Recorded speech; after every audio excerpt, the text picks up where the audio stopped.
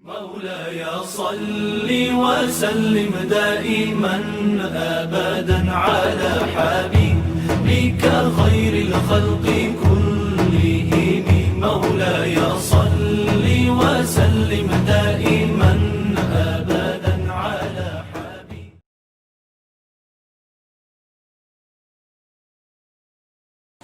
Assalamualaikum warahmatullahi wabarakatuh. Ananda Soli Solihah, bunga mawar, bunga melati. Apa kabar? Jumpa lagi. Bagaimana kabarnya hari ini? Ananda Soli Solihah masih semangat untuk belajar? Alhamdulillah. Yuk kita ucapkan yel-yel anak tangguh ya sebelum kita memulai pembelajaran hari ini agar lebih semangat. Anak tangguh, berani memimpin terbaik. Anak tangguh, rajin, gigih, semangat, pantang menyerah. Anak tangguh, inilah kami. Tangguh. Yes, Allahu Akbar. Ya, Alhamdulillah anak sekalian, Ananda sudah mengucapkan yel-yel untuk kita belajar agar lebih semangat lagi pada kesempatan kali ini. Baik, Ananda Soli-Solihah sekalian, insya Allah dalam ruang saya ini kita akan belajar tentang sistem pernafasan pada manusia. Kira-kira dari Ananda Soli-Solihah ada yang tahu apa itu sistem pernafasan? Coba ingat-ingat. Tadi bangun tidur, sekarang, nanti bahkan setiap hari Ananda kan bernafas. Kira-kira apa itu sistem pernafasan? Coba. Ya, Ananda Soli-Solihah, sistem pernafasan juga disebut dengan sistem respirasi, yang mana gabungan dari beberapa organ yang membentuk sistem organ ya untuk atau yang bertugas untuk membantu dalam proses melakukan pertukaran gas. Nah, pertukaran gas inilah yang kemudian sering disebut dengan sistem pernafasan. Jadi, sistem pernafasan itu bisa dikatakan sebagai proses untuk menghirup oksigen dari udara, ya, dan mengeluarkan karbon dioksida dan uap air yang dilakukan oleh organ-organ tubuh tertentu. Apa buktinya bahwa saat kita bernafas itu mengeluarkan air dalam bentuk uap? Ananda Soli-Solihah bisa mengambil cermin. Ya, coba diambil cermin, ya. Lalu cermin tersebut Ananda keluarkan, dekatkan dengan mulut. Kemudian setelah itu Ananda coba keluarkan udara dari mulut. Lihat pada cermin. Kemudian ketika Ananda gosok, muncul enggak bayangan seperti ada airnya. Nah, itu menandakan bahwa saat kita bernafas, kita mengeluarkan air dalam bentuk uap. Kalau Ananda ingin tahu tentang saat kita bernafas mengeluarkan CO2 atau karbon dioksida, Ananda bisa mengambil gelas, diisi dengan air, lalu Ananda tiup dengan sedotan sampai beberapa lama. Tiup ya air tersebut ya dengan sedotan sampai beberapa saat, maka terlihat air yang awalnya jernih menjadi keruh. Itu menandakan CO2 ya, saat kita bernafas, saat kita meniup itu keluar kemudian berikatan dengan air, lalu dia akan membentuk warna keruh ya. Bisa dicoba nanti ya oleh Ananda di rumah. Coba minta tolong sama Abi sama Umi untuk menyiapkan bahan yang sederhana tadi. Baik, anak-anak Soli-Solihah, kira-kira apa sih tujuannya kita bernafas? Ananda harus tahu bahwa bernafas itu sebenarnya adalah tujuan untuk mendapatkan energi.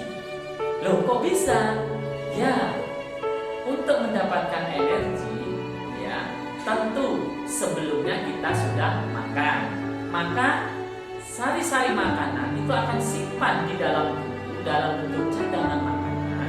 Nah, untuk membongkar cadangan makanan itu di dalam tubuh kita, maka kita harus melakukan proses pernafasan, sehingga dengan pernafasan itu cadangan makanan tadi akan dibongkar menjadi energi bagi tubuh kita. Coba Ananda ingat kemarin saat bulan puasa, Ananda tidak makan selama beberapa jam, tetapi Ananda kuat kan? Bisa beraktivitas, bisa bermain. Kenapa? Karena Ananda masih bisa bernafas, dan dengan bernafas Ananda bisa mendapatkan energi. Begitu Ananda terkait dengan tujuan kita bernafas. Nah, kembali lagi ke tema kita tentang sistem pernafasan, ya. Coba Ananda lakukan, praktekkan. Silakan Ananda dekatkan tangan, telapak tangan yang kanan pada hidung. Lalu kemudian, ya, nafas perlahan-lahan, ya, nafas perlahan-lahan. Lalu kemudian keluarkan udara. Ya, kemudian rasakan apa kira-kira yang Ananda rasakan saat Ananda tarik nafas, kemudian keluarkan nafas, kemudian tangan Ananda didekatkan hidung. Coba merasakan apa? Ya, tentu Ananda merasakan bahwa saat kita mengeluarkan udara, ya, hidung kita terasa sekali pada tangan kita. Itu menandakan bahwa kita bernafas. Nah, Ananda solih-solihah, tadi Ananda sudah mempraktekkan bagaimana saat kita bernafas, Ananda sudah merasakan yang melalui tangan kita. Ternyata ketika kita hirup udara, kemudian kita keluarkan, terasa, ya kan? Saat Ananda tempelkan pada hidung tangannya. Nah, baiklah Ananda sekalian, di ruang slide ini selanjutnya Ananda akan mengenal organ-organ yang berperan dalam sistem pernafasan. Kira-kira Ananda ada yang tahu?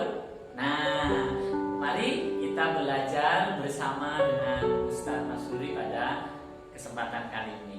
Ananda solih-solihah, untuk organ pernafasan yang membantu kita saat bernafas, yang pertama adalah hidung.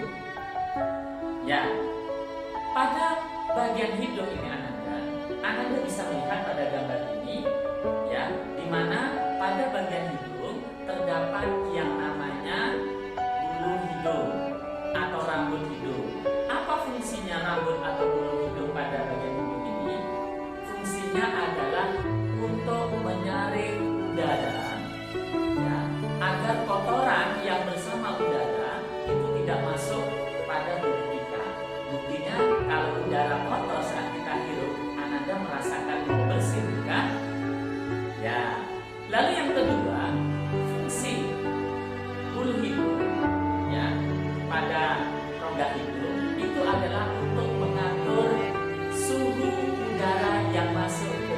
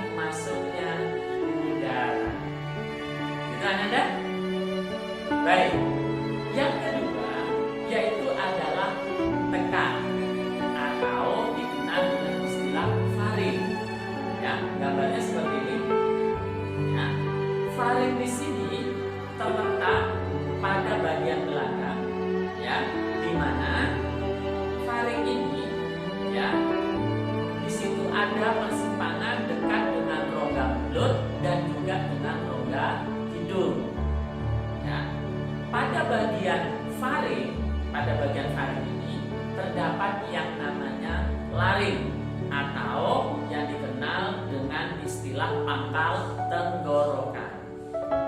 Nah, pada bagian laring ini juga terdapat yang namanya epiglottis, di mana epiglottis itu ya seperti katup membuka dan menutup otomatis.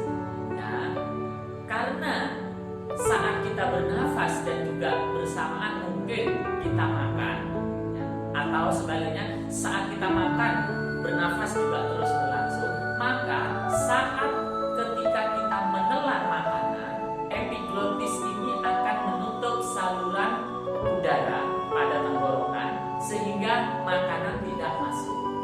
Apa jadinya kalau makanan masuk pada tenggorokan saat makan? Kalau epiglottis tidak menutup, tentu Ananda akan merasa tersendat, kan? Ya. Nah, Ananda solihah, selanjutnya pada bagian laring ini juga ada yang namanya pita suara, sehingga Ananda bisa mengucapkan A, B, C dan seterusnya. Ya. Lalu yang ketiga, Ananda solihah, yaitu adalah tenggorokan atau dikenal dengan istilah trakea. Ya. Tenggorokan ini Ananda solihah berbentuk seperti pipa. Ya, dengan panjang kurang lebih 10 cm. Ya. Dan bentuknya berupa cincin yang bergabung. Ya, cincin. Mungkin Ananda kemarin pada saat Idul Kurban, saat pemotongan hewan kurban, Ananda mungkin melihat ya pada organ dalamnya, ya di situ ada kemudian paru-paru yang kemudian ada bagian memanjang, ya elastis. Itu adalah pada tenggorokan. Ya. Nah, lalu di dalam paru-paru trakea ini bercabang menjadi dua, membentuk yang namanya bronkus. Nah, bronkus ini Ananda sekalian, bronkus ini merupakan percabangan dari trakea atau tenggorokan. Berbeda dengan tenggorokan, ya, struktur lapisan ya, pada bronkus ini dia lebih tipis daripada trakea atau tenggorokan yang justru dia lebih tebal. Ya. Baik, Ananda solihah, kita lanjutkan. Tadi Ustaz menyampaikan tentang bronkus, bukan? Nah, kira-kira seperti ini bronkus itu, ya. Ananda lihat ini merupakan percabangan dari batang tenggorokan atau trakea tadi. Ya. Nah, kalau Ananda perhatikan, ya, jumlah dari bronkus ini sekali lagi yaitu satu pasang atau bagian. Ada dua, yaitu ada yang ke kanan, ada yang ke kiri. Ya. Nah, yang satu menuju ke paru-paru kiri, yang satu menuju ke paru-paru kanan. Di mana bronkus pada bagian yang arah ke kiri itu lebih panjang, sempit, dan mendatar daripada yang ke arah kanan. Ya, hal inilah yang mengakibatkan paru-paru itu, terutama paru-paru yang kanan, lebih rentan terserang penyakit. Nah, struktur bronkus ini Ananda solihah seperti yang Ustaz tadi sampaikan, ya hampir sama dengan trakea, tetapi dia itu lebih tipis. Ya, lalu kemudian bronkus yang ke kanan, ya itu bercabang menjadi 3 bronkeolus, sedangkan yang ke kiri menjadi 2 bronkeolus. Apa itu bronkeolus? Bronkeolus adalah percabangan dari bronkus. Inilah Ananda sekalian, bronkeolus, ya, di mana ini merupakan percabangan dari bronkus. Bronkeolus bercabang-cabang menjadi saluran yang semakin halus, kecil, dan dindingnya semakin tipis daripada bronkus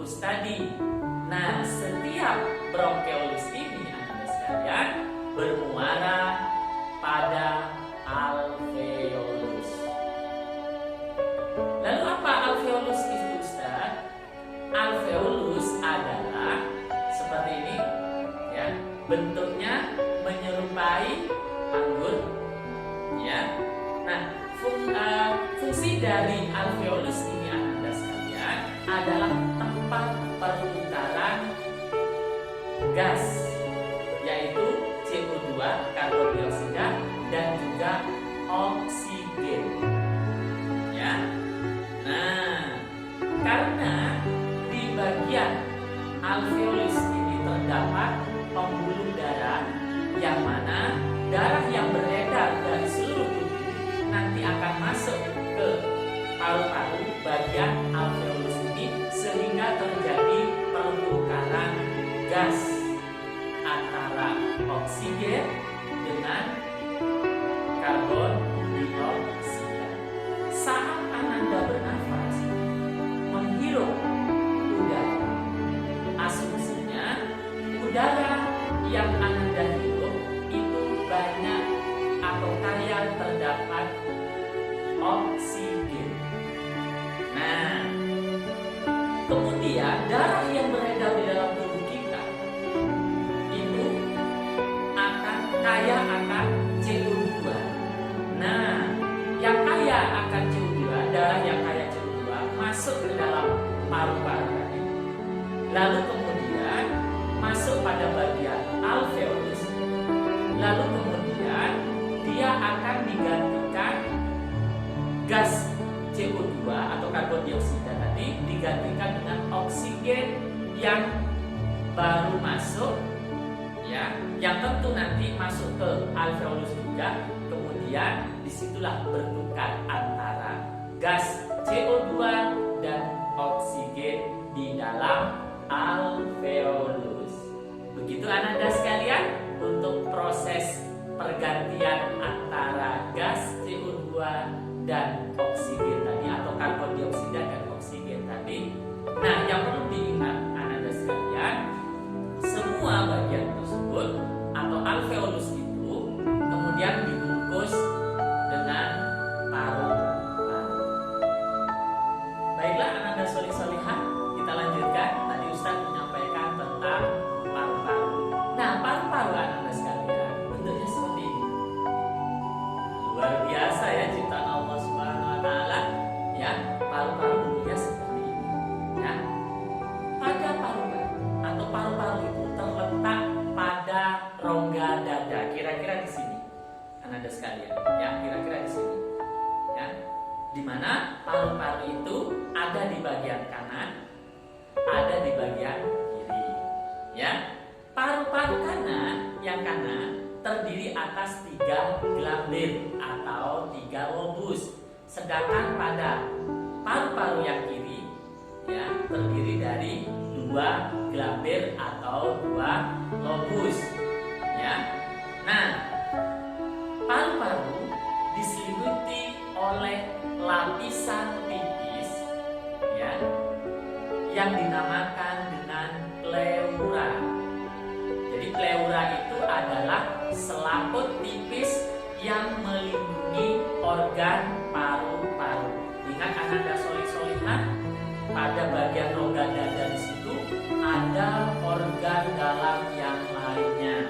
Ada jantung, ada hati tepat di tengah, termasuk juga ada paru-paru. Nah, antara jantung, paru-paru dan hati di situ dia terpisah oleh pembungkus masing-masing. Makanya pada paru-paru terdapat pembungkus selaput tipis yang dinamakan dengan pleura. Ananda solih-solihah, yang perlu Ananda tahu bahwa paru-paru ini dapat menampung udara maksimal 3,5 liter. Ya, jadi bisa ulangi bahwa kapasitas udara pada paru-paru itu sebesar 3,5 liter. Wah, luar biasa ya ciptaan Allah ini. Ya, makanya Ananda solih-solihah, kita patut bersyukur kepada Allah. Ya, kenapa? Karena Allah sudah menciptakan paru-paru kita yang demikian hebat fungsi. Ananda tadi sudah mempelajari.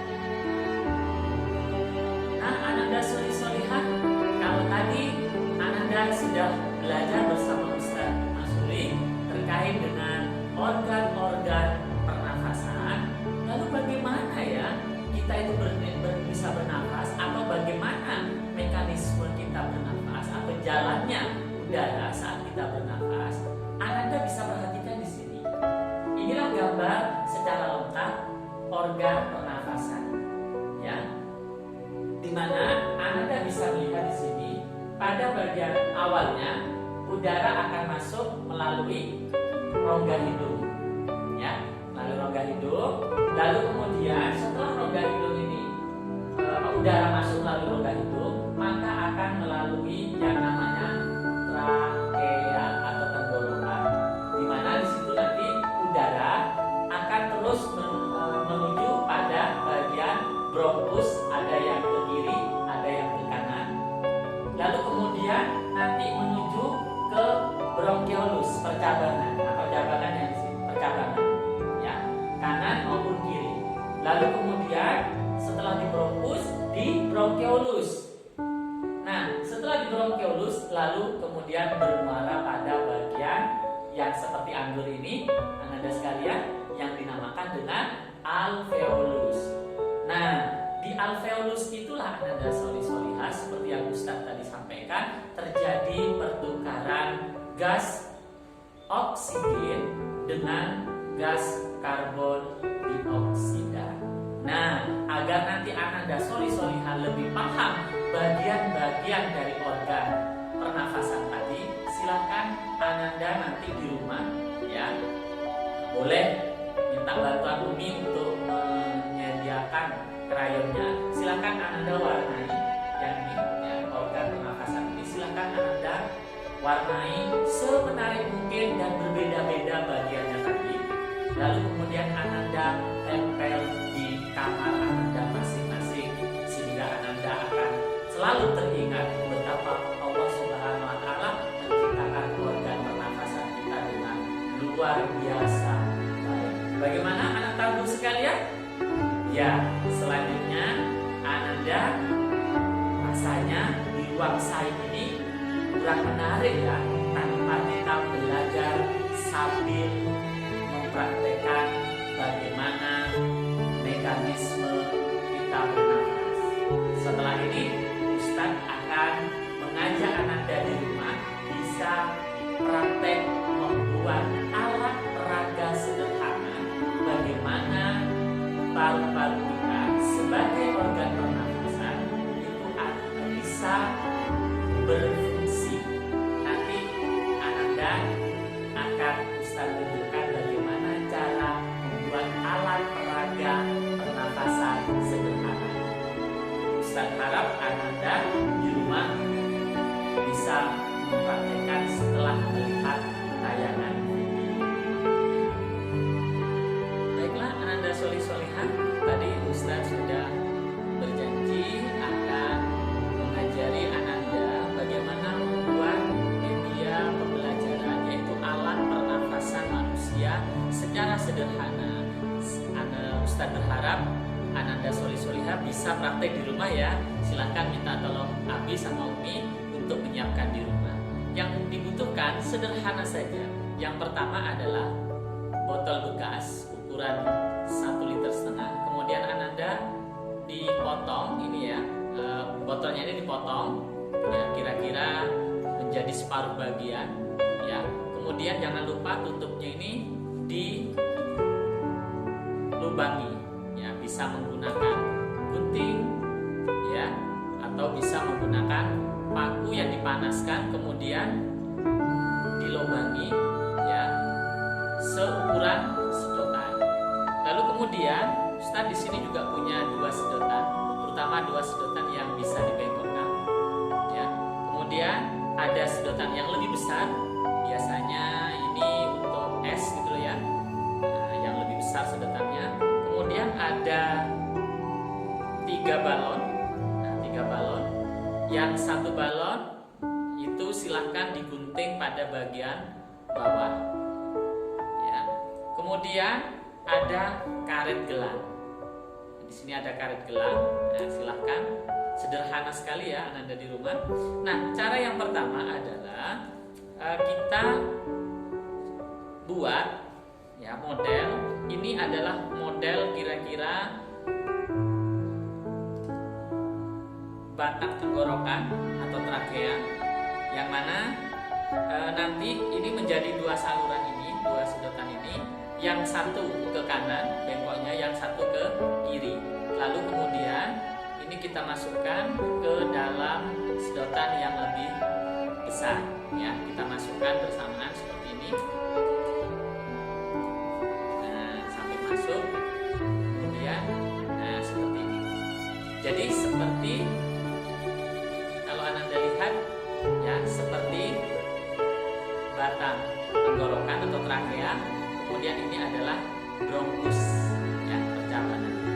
Baik, lalu kemudian masing-masing balon ya, ini kita ikat ya, ikat. Usahakan jangan terlalu kencang. Kenapa?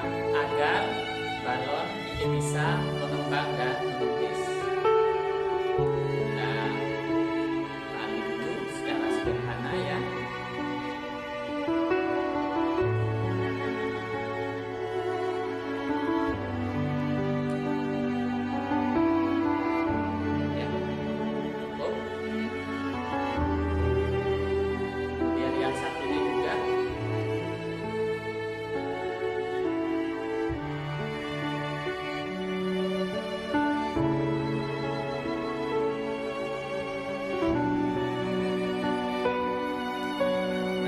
Lalu kemudian kita masukkan dalam botol. Akan dimasuk. Kalau kesulitan silahkan dibuka dulu. Masukkan.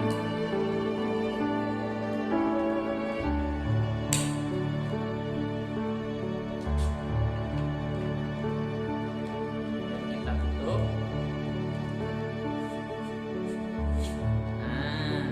Seperti ini, Ananda.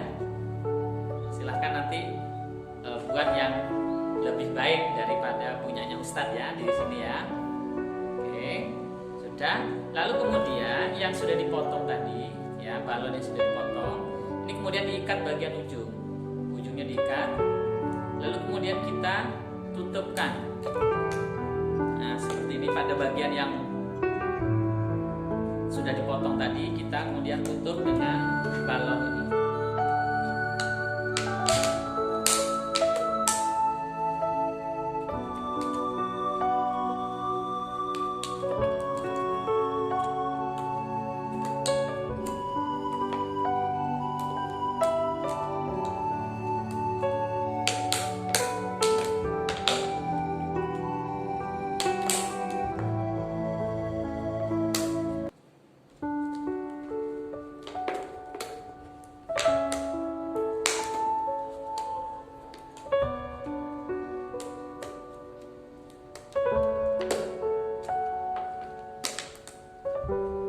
Selanjutnya kita tutupi. Ini punyanya Ustadz tadi sobek, tapi usahakan di rumah nanti tidak sobek ya. Nah, kemudian kita isolasi ya.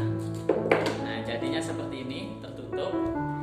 Nah, kalau kita lihat di sini adalah seperti batang tenggorokan ya. Kemudian yang di sini adalah badan botol ini, yang ini adalah diafragma, batas antara rongga dada dengan rongga perut. Kemudian di balon yang kedua ini adalah paru-parunya. Kalau Anda lihat di sini, ketika kita tarik, nah maka di situ dia ngembang, kemudian kempis, kemudian ngembang, kempis, ya. Nah, saat ditarik ke bawah dia akan mengembang, ya, mengembang. Ini menggambarkan otot diafragma kita kontraksi, ya, sehingga terjadi inspirasi. Inspirasi artinya bahwa udara itu masuk. Lalu kemudian bahwa ketika kita tarik ya, kontraksi untuk diafragmanya, kemudian balon itu ibarat paru-paru yang berisi udara. Lalu kemudian ketika kita lepaskan atau kita ini, maka dia kempes. Nah, dia kempes. Lalu ini menandakan udara keluarkan. Jadi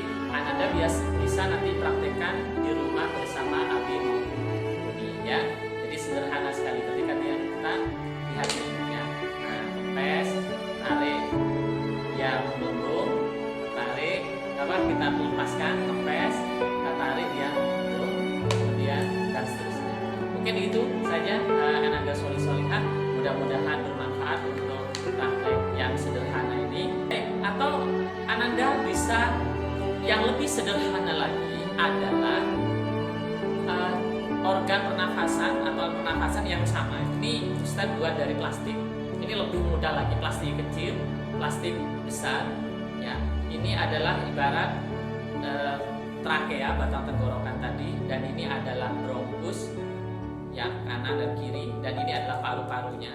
Nah, ini sederhana, beda dengan yang balon tadi. Kalau ini kita Ananda coba, ya, ketika ditiup, nah mengembang kan. Nah kemudian kalau kita hidup kempes. Nah coba kalau Ananda lakukan di sini di plastiknya, kalau Ananda lakukan percobaan dengan ini, itu akan ketahuan bahwa Ananda saat bernafas mengeluarkan yang namanya CO2 atau karbon dioksida dan juga air dalam bentuk uap. Nah di sini ada uap airnya. Nah silahkan Ananda bisa berkreasi di rumah bersama Abi dan Umi. Mungkin itu ya. Nah Ananda Solih Solihah, setelah tadi mempraktekkan ya bagaimana membuat alat peraga sistem pernafasan yang sederhana, coba Ananda kita renungkan.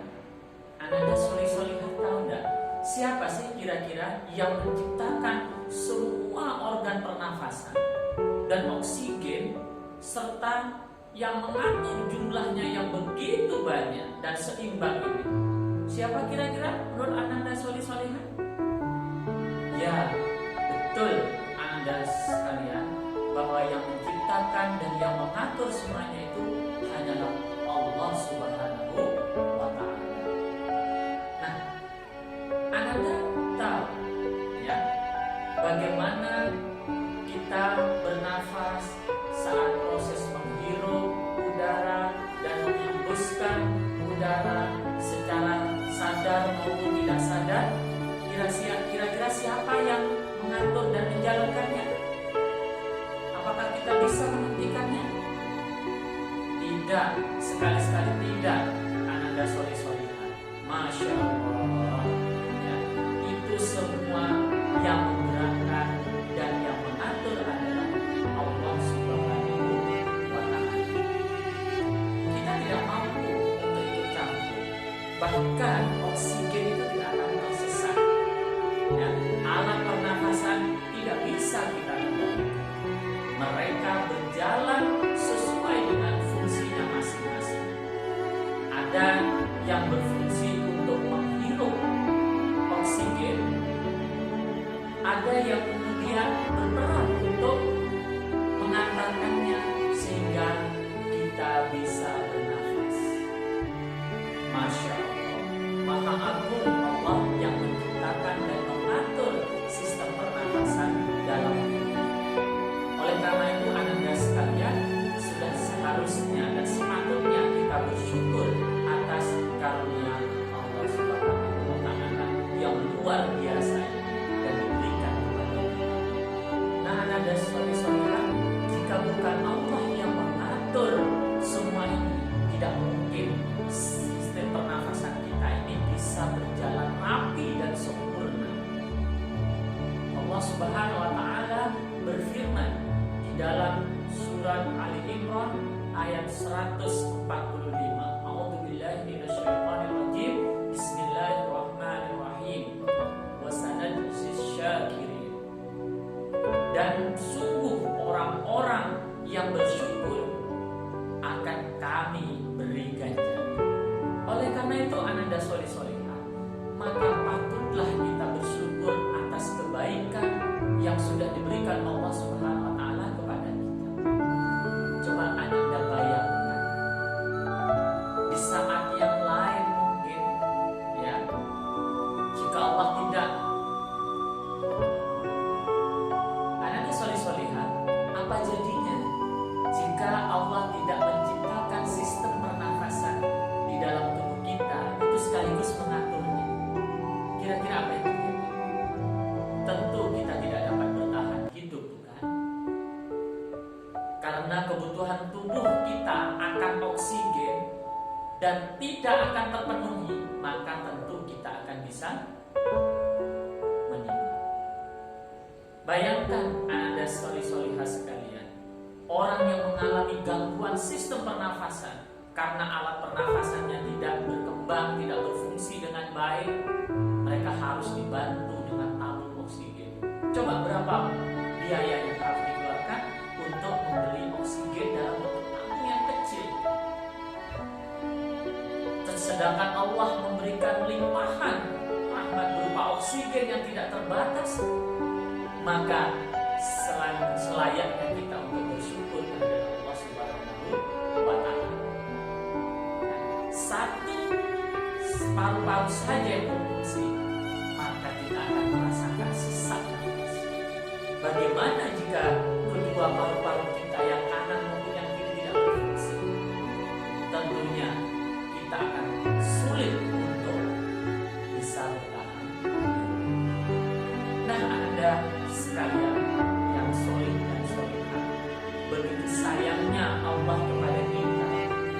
Meskipun tidur sekalipun, proses bernafas kita tetap berjalan dengan rapi dan sempurna.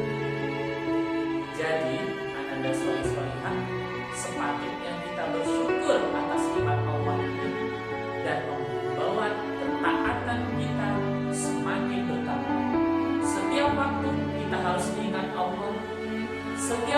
Setiap waktu kita ingat untuk hidup dengan apa yang sudah diatur oleh Allah Subhanahu wa Ta'ala.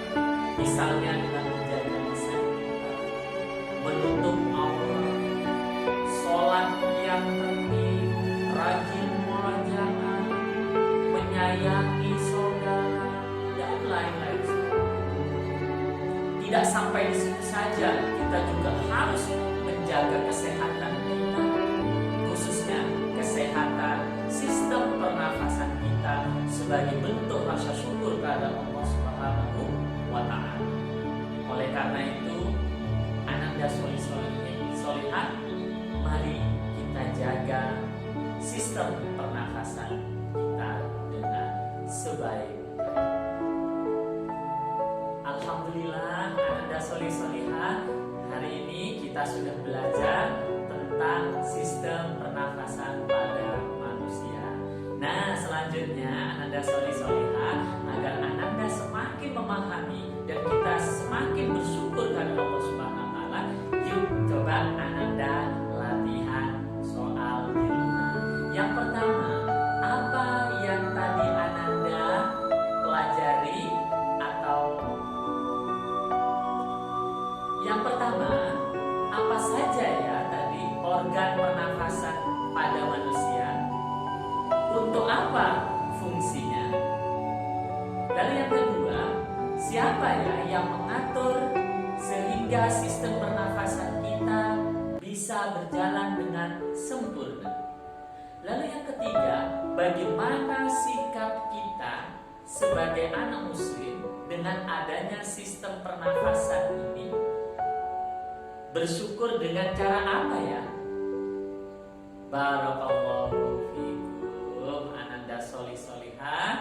Semoga ilmu yang kita pelajari hari ini bersama Ustaz Masyuri bisa bermanfaat dan kita bisa mengamalkan dalam kehidupan kita, dan kita senantiasa bersyukur atas nikmat yang sudah diberikan oleh Allah Subhanahu wa Ta'ala. Pagi hari melihat awan. Jumpa lagi di lain kesempatan. Wassalamualaikum warahmatullahi wabarakatuh.